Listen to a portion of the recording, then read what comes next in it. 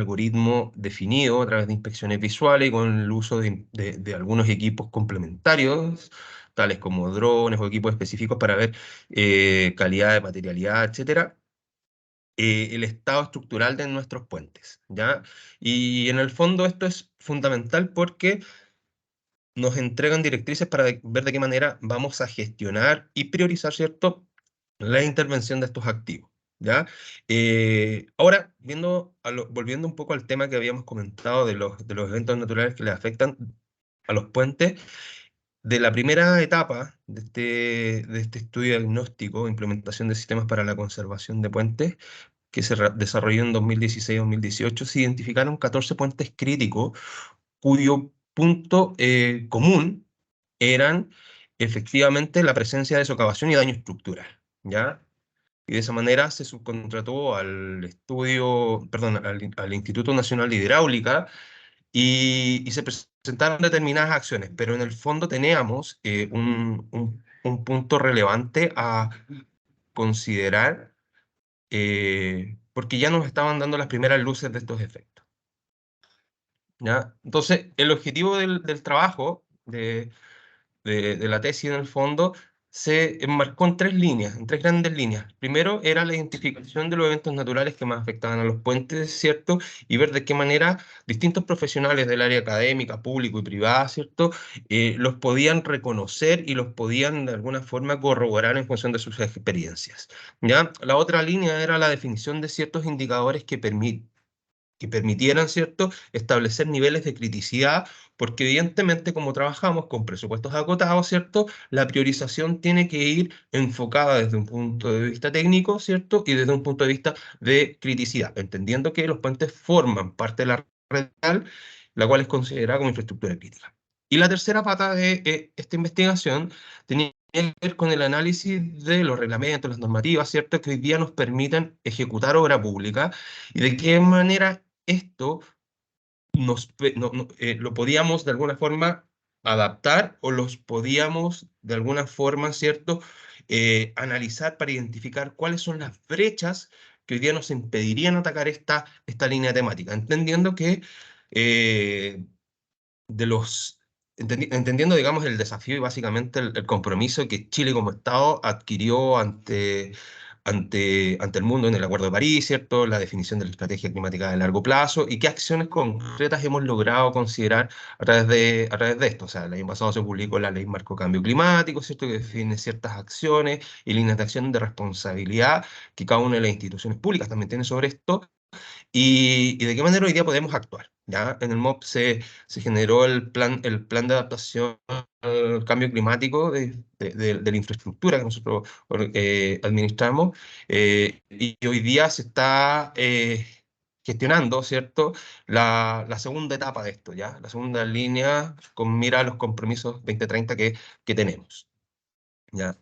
Eh, entonces, ¿de qué manera enmarcamos esto? Lo enmarcamos analizando 5 documentos relevantes. Uno que abarcaba la parte técnica, a lo asociado a lo que era el manual de carreteras en su edición 2022, porque fue el año en que realicé la tesis de magíster. Hoy día tenemos una nueva versión, pero que no ha tenido variaciones sustanciales en esta línea.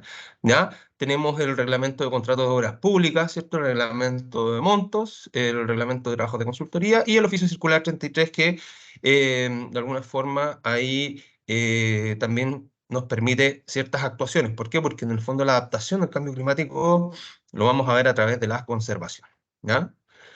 Eh, entonces, ¿de qué manera estructuramos esto? A través de una metodología que tenía tres líneas de acción, una que era a través de encuestas de levantamiento de información, donde queríamos básicamente que los profesionales, ¿cierto?, y los expertos nos indicaran cierta información general, pero principalmente información asociada a cuáles eran los eventos naturales que más afectaban a nuestros puentes, ¿cierto? Qué entendían por infraestructura crítica y qué aspectos ellos reconocerían para definir un índice de criticidad dentro de un puente, ¿cierto?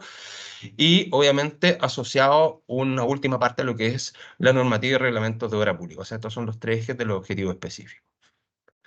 Luego de aplicada esta encuesta de levantamiento, que por lo demás tuvo un universo de más de 50 personas, ¿ya? Hicimos entrevistas de levantamiento de información más profunda, digamos, unas entrevistas de profundización. Y aquí teníamos 6 ejes, uno que era el reconocimiento o ver cuál- cuáles creen que eran los puntos más incidentes de los eventos naturales sobre los puentes, de qué manera abordarían esas incidencias a través de determinadas soluciones que pueden haber sido desde el punto de vista de la gestión, incluso desde el punto de vista de el planteamiento de soluciones estructurales, ¿cierto? ¿Cuáles creen que eran los criterios de adaptación que nosotros debíamos adoptar para ello? Y obviamente si es que hoy día, a su juicio, creen que existían políticas públicas que fueran en esta línea, ¿ya? Porque finalmente lo que habíamos levantado era, ok, nosotros sí nos adscribimos a estos compromisos, estábamos siendo partícipes de esto, pero realmente qué acciones concretas estábamos sosteniendo. ¿Ya? Y políticas públicas realmente en esa línea no teníamos aún, ¿ya? Y por lo tanto, había que levantar cuáles son las brechas que nos impedían hacer esto, porque muchas veces desde la parte técnica se puede solucionar más fácil, pero la parte administrativa es algo más engorroso que muchas veces no conversa y te pone limitantes para aplicar esto, ¿ya? Y obviamente finalmente los indicadores para esa toma de decisión, porque trabaja con presupuesto acotado, por lo tanto tienes que generar un sistema de priorización basado en indicadores técnicos para ello. Y de eso nació una propuesta preliminar, ¿ya? La cual después, con mi profesor guía en ese momento, que era el exministro Hernández Solminac, decidimos validar a través de entrevistas con expertos, ¿ya? En la materia, ¿ya? Y ver de qué manera esta propuesta podía tener ciertas modificaciones. Entonces, se hizo un análisis, se generaron comentarios y se hicieron algunas modificaciones que nos llevaron a la propuesta final, ¿ya?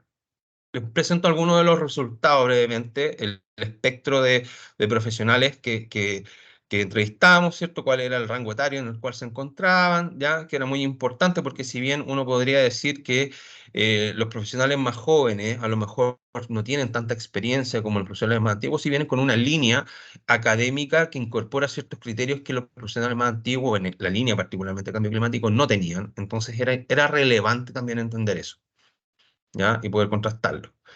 De los eventos naturales, más o menos llevamos, como eran preguntas abiertas, llegamos a una proporción similar donde las crecidas evidentemente eran los que se llevaban esa gran porción de torta, ¿cierto? Los aluviones, las erupciones volcánicas, ¿cierto?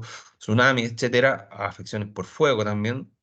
¿Ya? Y por lo tanto empezábamos a marcar cierta tendencia que tenía una componente de relación con los resultados de curva. Ya. Ahora, por la parte de infraestructura crítica y criterios de criticidad, ¿qué podíamos utilizar para definir esa criticidad?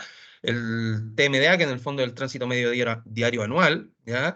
Para quienes no estén familiarizados con los conceptos viales, en el fondo es el promedio de vehículos que circulan en un día, en un año calendario completo, ¿ya?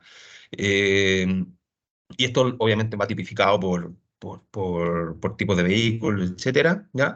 Eh, También tenemos la inexistencia de alternativa vial, o sea que en el fondo tengamos un puente y si ese puente se corta, en el fondo tenemos un punto de conexión entre ambos elementos sin tener alternativas cercanas, ya que eso es relevante. La calificación del sistema de gestión de puentes del sistema de catastro, básicamente, u otro, ¿ya? Y en el fondo la inexistencia de alternativa vial y el TMDA resultaron ser aquellos prioritarios, ¿ya? Lo relevante es que esos tres elementos están considerados dentro del sistema de catastro, por lo tanto, ya utilizar el sistema de catastro y los resultados de eso nos permitían de alguna manera abordarlo. Y de aquí la última parte era saber si estaban familiarizados con la normativa y los reglamentos de contratos de obra pública. Obviamente la gran mayoría sí lo estaba. Y aquellos que no lo estaban, en el fondo ya quedan fuera de esta parte del levantamiento de información porque no nos era relevante desde el punto de vista de la información que necesitábamos adquirir, ¿ya? Eh, los resultados. En la entrevista, en la segunda parte de la entrevista de levantamiento de información, también, todo fue yendo a esta misma línea. Los eventos naturales asociados a las crecidas, ¿cierto? Fueron o que tenían directa relación con los aumentos de las precipitaciones, particularmente, ¿cierto? Y los flujos en los ríos eran aquellos que se reconocían de esa manera, ¿ya? Soluciones, obviamente, a través de obras de protección, ¿cierto? Para evitar socavación, y por ahí sale un concepto que es un plan masivo de conservación y adaptación de puentes, porque de alguna manera la data de las estructuras que tenemos es muy amplia, puentes incluso de más de 50, 100 años, ¿ya? Pensando que la vida útil para la cual se proyecta un puente son 50 años, y que forman parte de la red vial estructurante. Entonces había que ver de qué manera las podíamos incorporar, ¿ya? Y lo mismo con las acciones para adaptar puentes, ¿cierto? Si existían o no políticas públicas, cuáles eran las brechas, que aquí obviamente se reconocían algunos aspectos técnicos que eran importantes, las metodologías hidráulicas y hidrológicas que no eran representativas, que de alguna forma ocupábamos en los diseños, ¿cierto? Información estadística, y el cambio climático justamente obedece a eso, que ha habido un cambio en la intensidad, en el patrón, en la duración y en la frecuencia de los eventos de precipitaciones, por lo cual estas metodologías de alguna manera ya no recogen ese, el escenario actual, ¿ya? Y había que de alguna manera generar ahí algún cambio, ¿ya? Algunas limitaciones reglamentarias, ¿cierto? Y la necesidad de generar algunas definiciones en el Sistema Nacional de Inversiones para poder abordar estos tópicos de otro elemento, ¿ya? Y los indicadores que les comenté anteriormente, ¿ya?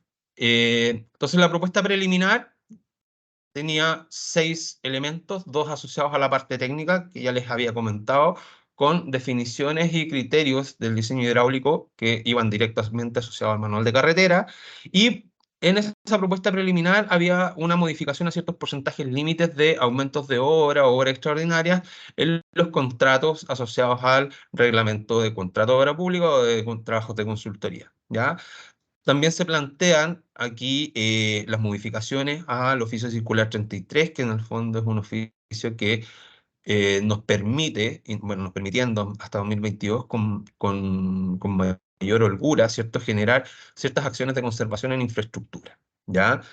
Además de otros, ¿ya? Pero particularmente la infraestructura nos permitía hacer eso, ¿ya? Y uno de las limitantes de la circular 33 es cualquier acción de conservación asociada a lo que no fuera una mejora, sino que fuera llevar al estándar original esa infraestructura, no podía superar el 30% del costo total de la reposición de ese activo, ¿ya? Porque de lo contrario, la rentabilidad tenía que ir por una reposición o por una estructura nueva en vez de generar esta obra. Pero ese límite porcentual fue un límite definido hace mucho tiempo, ¿cierto? Y que hoy día era necesario evaluar, por lo menos, y ver si es que efectivamente era representativo de las condiciones actuales, ¿ya? Y finalmente, ver ahí de qué manera podíamos incorporar el cambio climático dentro de la Circular 33 como un elemento que forma parte directa de lo que son estos desastres naturales, ¿cierto?, que afectan a la infraestructura. Porque hay un tópico asociado a la Circular 33 por emergencias que te permite también actuar de forma rápida. ¿Y por qué la Circular 33 es importante?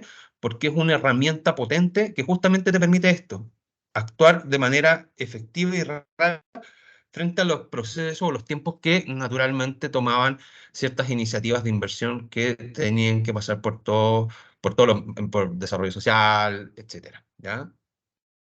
Eh, entonces, ahí surge esta propuesta final que va parte de la base de generar un plan nacional de adaptación al cambio climático, donde tiene estos tres ejes: circular 33, ¿cierto?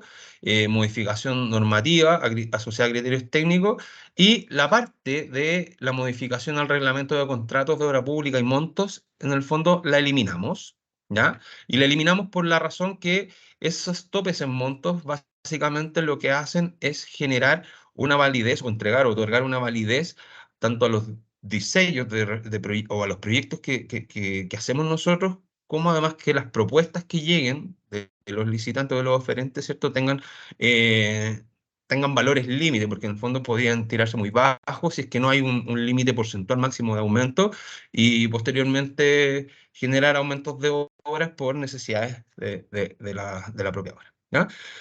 Entonces, acá abordar esto a través de tres grandes líneas: mesas transversales de trabajo, para generar un consenso, definición y revisiones de esos estados actuales y obviamente la modificación normativa al manual de carreteras, desde la parte hidráulica, ¿cierto? Y desde los niveles de criticidad asociados a la infraestructura de puentes, ¿ya? Y que tiene que ir en cada una de las etapas de ciclo de vida del proyecto, porque para el diseño, para la construcción y para la operación y mantenimiento, el concepto de criticidad es diferente. Ya, para la parte del diseño probablemente vas a ver la red vial estructurante, para la parte de la construcción vas a definir, ¿cierto? Si es que esa red vial estructurante tiene un componente importante de tránsito, ¿cierto? Y qué tipo de plataforma le vas a entregar. Y finalmente para la operación y mantenimiento es generar un plan de conservación definido, ¿ya?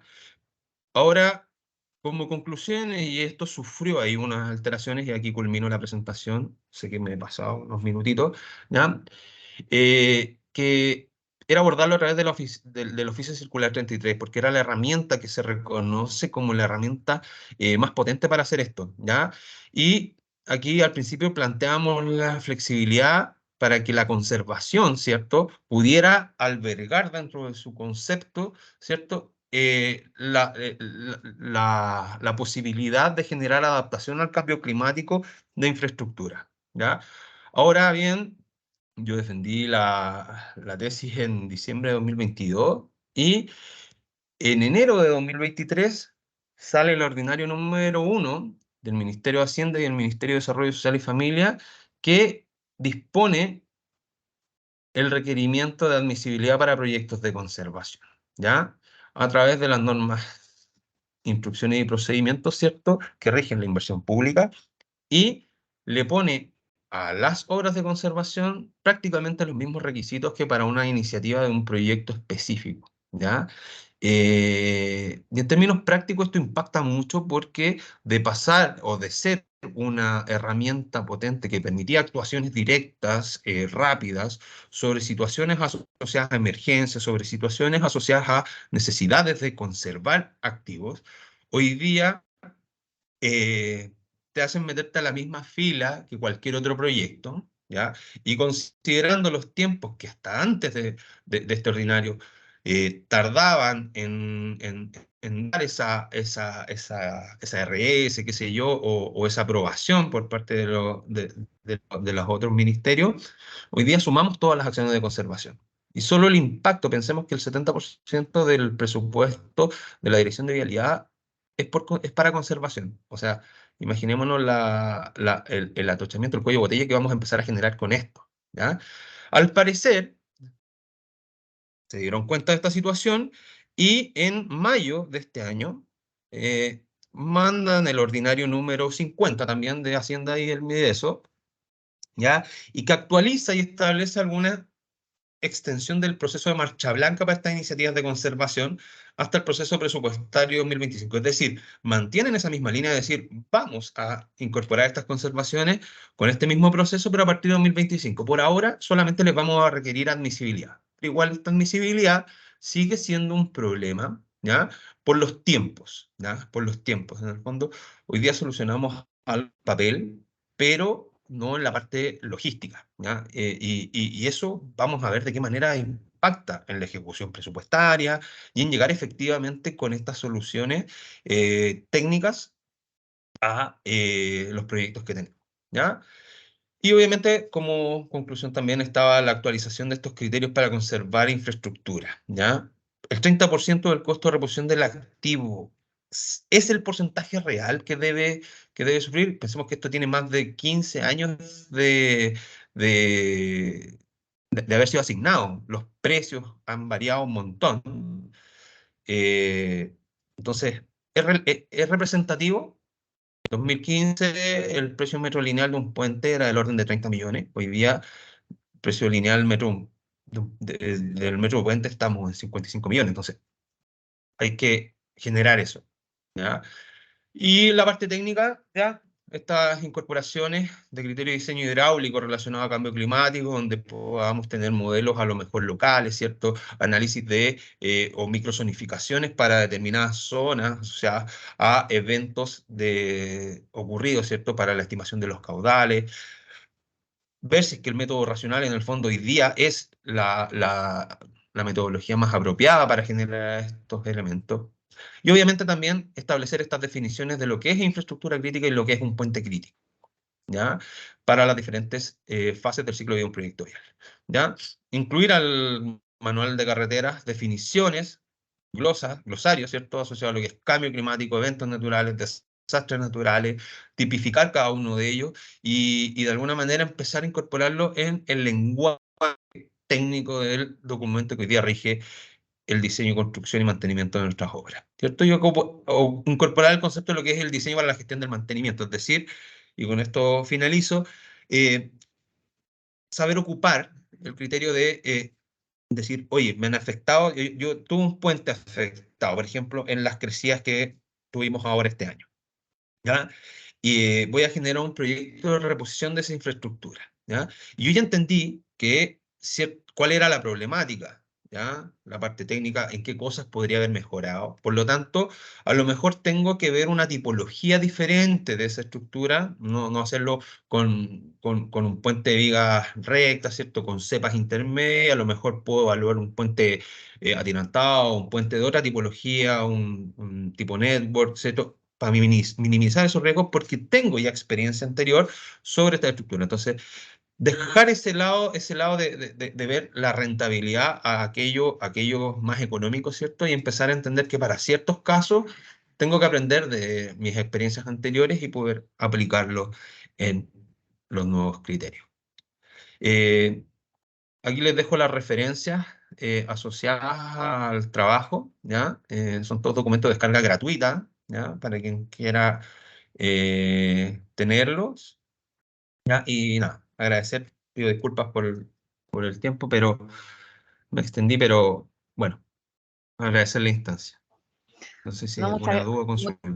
muchas gracias a ti, Leonardo, por esta interesante exposición también que hemos tenido, al igual que todas las que hemos visto y que hemos presenciado en esta jornada. Vamos a dejar para el chat, para que Leonardo deje su correo y podamos, para que las personas puedan enviarle las consultas a su correo electrónico, se lo puede dejar Leonardo ahí en el chat. Muchas gracias, Leonardo.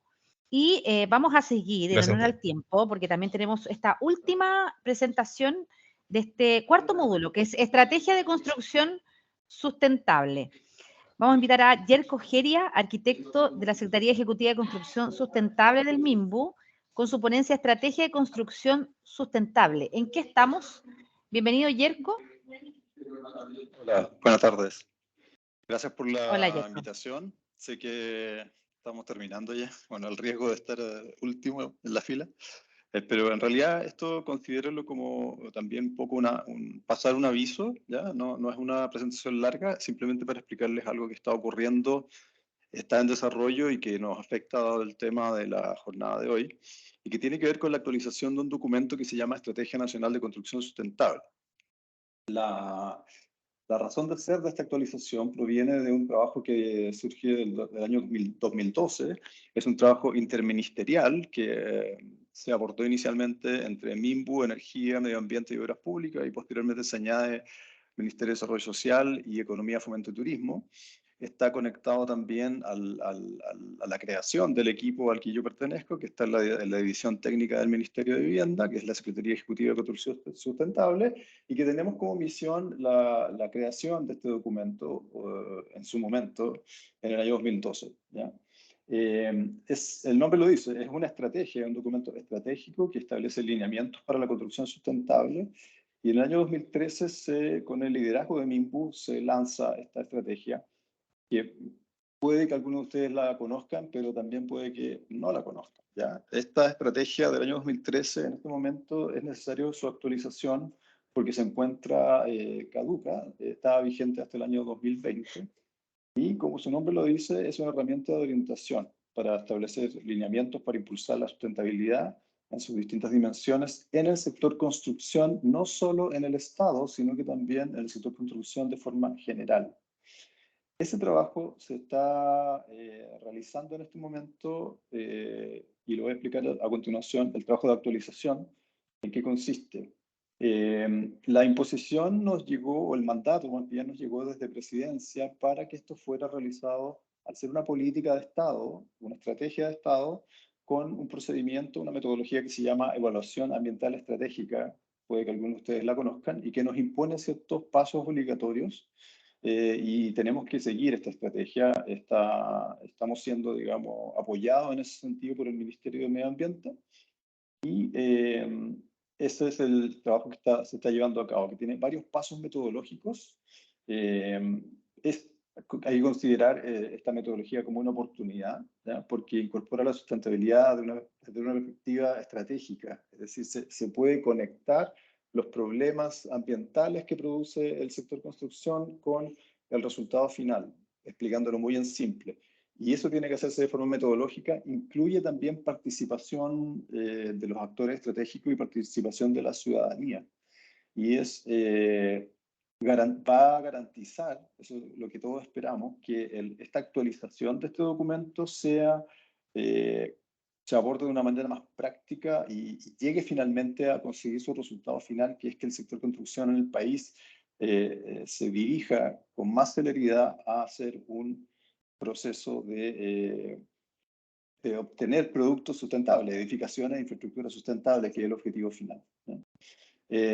En las etapas en que estamos en la etapa que se llama contexto y enfoque, en donde se identifica por qué es necesario actualizar este documento, se identifican los problemas del sector construcción. Eso es un trabajo que se ha estado haciendo liderado por MIMBU en el contexto de la Mesa Interministerial de Construcción Sustentable, y que va a producir un diagnóstico ambiental estratégico donde se identifican los problemas del sector construcción y se priorizan qué elementos ambientales son los que se van a incorporar en la estrategia.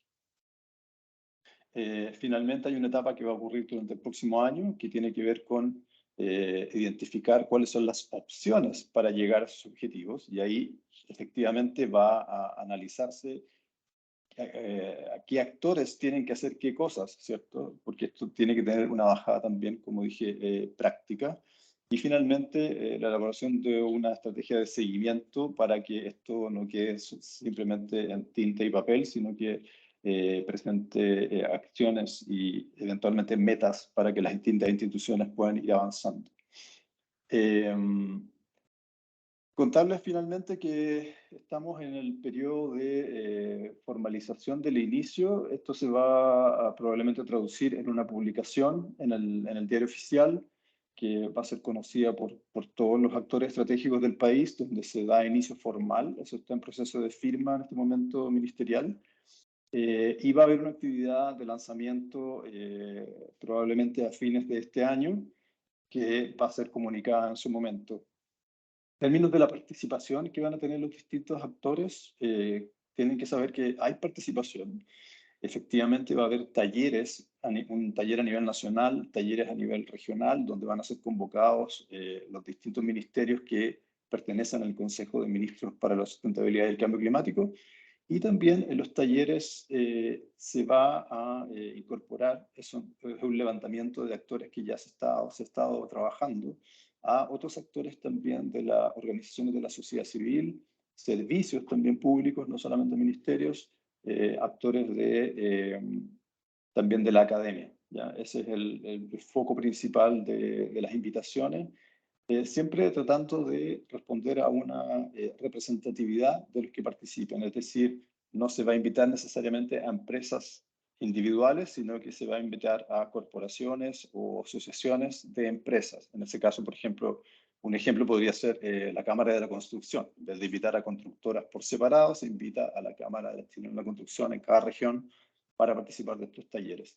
Así que hay dos instancias de talleres. La primera va a ser a inicios del próximo año, y después va a haber una segunda instancia de talleres, y eso es parte de las exigencias que hace hacerlo con la metodología de evaluación ambiental estratégica.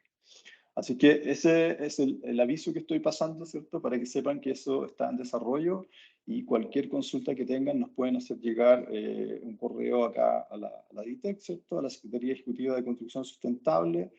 También esto es algo que va a estar completamente alineado al trabajo que hacen las COREX de construcción sustentable en cada región, van a estar informados también de lo que está pasando por ese lado. Así que eso muy cortito era lo que tenía que decirle y esperamos que esta actualización de la estrategia de construcción sustentable se transforme en un documento al cual todas las instituciones públicas o privadas puedan ir a buscar orientación en el sentido de qué es lo que tengo que hacer para que las actividades que yo hago del sector construcción apunten hacia la sustentabilidad. Eso era lo que quería contarle, así que muchas gracias por el espacio. Muchas gracias a ti, Yerko. Nos quedamos con muchos temas, muchas ideas, muchas propuestas, muchas conversaciones y hartos diálogos también que hay que seguir. Y por eso es importante hacer este tipo de actividades, este tipo de iniciativas. Antes de terminar, quiero dejar la palabra a Sandra Cortés, de arquitecta de nuestra Ceremi, también parte de la organización también de esta jornada, para que nos dé sus palabras. Sandra. Gracias, Nidia. Bueno, quiero agradecer a todos los ponentes que hemos tenido esta mañana. Ha sido una mañana muy nutritiva. Nos hemos puesto al día en varios temas. Agradecer a Yerko, Leonardo, Diego, a Marcela, a Cecilia, Rodrigo, Karen, María Inés, Isabel y Mauricio.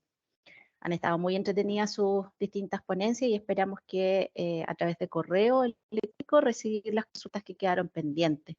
También agradecer fieles auditores que se han mantenido hasta escuchándonos y viendo las distintas presentaciones, especialmente a los municipios, ¿no? Que finalmente es el vínculo que tenemos como gobierno central y con ellos hacia las comunidades que finalmente son los que materializan, ¿no? Y son partícipes y actores fundamentales de todos estos cambios. También agradecer a todos nuestros integrantes de la COREX por el apoyo permanente que hemos tenido durante este año y en particular para el desarrollo de la jornada y también de ir comprometiendo a los distintos ponentes, ¿no?, que estuvieron participando hoy día. Agradecer a los distintos grupos de equipos de comunicaciones de nuestros distintos servicios que hicieron el trabajo de enviarnos los saludos de los distintos Ceremi en la jornada, en particular a Nidia, Nina y Adolfo, que han estado detrás de todo el apoyo del desarrollo desde la Ceremi. También agradecer al equipo Serviu y Ceremi de Construcción Sustentable, a Mimbu también de Construcción Sustentable, Yerko, que nos ha estado guiando durante todo este año, en particular a Joana, Cecilia, Bárbara y Asna, ¿no?, que son nuestras compañeras incansables de llevar esta tarea adelante. Y finalmente, invitarles a todos a hacerse partícipes activos de estos nuevos cambios. Son desafíos que tenemos que ir logrando poco a poco y a matizar distintos proyectos e iniciativas en esta línea. Muchas gracias y buenas tardes a todos y a todas. Muchas gracias, Sandra. Muchas gracias a todos quienes siguieron conectados desde tempranito, ya son la 1, y muchos siguieron conectados en esta jornada y esperamos verlos pronto en otra jornada de construcción sustentable o también en otras instancias que hemos desarrollado desde acá de la Ceremi o en conjunto también con otras Ceremi y otras instituciones. Así que tengan una muy buena tarde, que estén muy bien.